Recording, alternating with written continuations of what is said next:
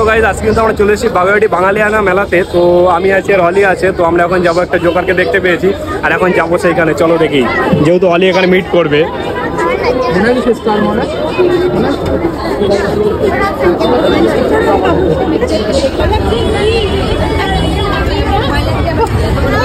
হলি দেখাও।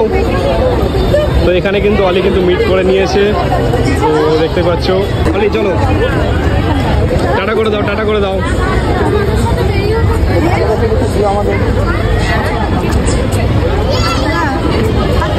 তো বন্ধুরা, আজ সন্ধ্যায় কিন্তু আমি চলে এসেছি বাগুইআটি বাঙালিয়ানা মেলাতে। আর বাঙালিয়ানা বলতে কি বোঝায় সম্পূর্ণ তুলে ধরবো এই ভিডিওটাতে। এছাড়াও কিন্তু দেখাবো যে কেমন কি খাবার দাবার পাওয়া যায় এই বাঙালিয়ানা মেলাতে। তো বন্ধুরা, ভিডিওটা স্কিপ না করে সম্পূর্ণ ভিডিওটা দেখতে থাকো। তো এখন কিন্তু অলরেডি আমি মেলার ভিতরে ঢুকে পড়েছি, আর এখানে দেখতেই পাচ্ছ যে মানুষের ভিড় মোটামুটি কিন্তু লেগে গেছে, কারণ এখন ঘড়ির কাঁটা ঠিক বাজে 7:30। এরপর কিন্তু আমরা এই সাইডে আসতে দেখতে পেয়ে গেলাম যে স্টেজে খুব সুন্দর সুন্দর প্রোগ্রাম শুরু হয়ে গেছে। তো চলো একটু দেখে নেওয়া যাক।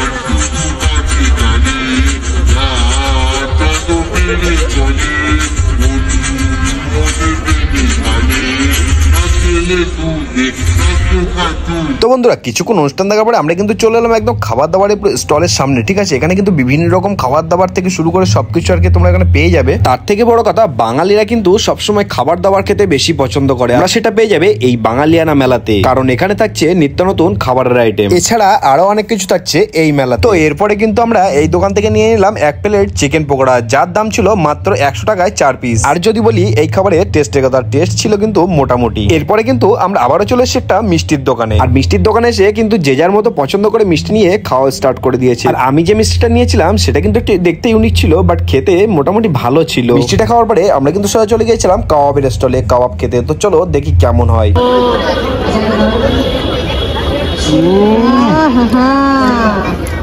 সত্যি কথা বলতে এটা কিন্তু মারাত্মক টেস্ট ছিল। ঠিক আছে, কারণ এইটাই খেতে আমার সব থেকে এত কিছু খাবার খেয়েছি,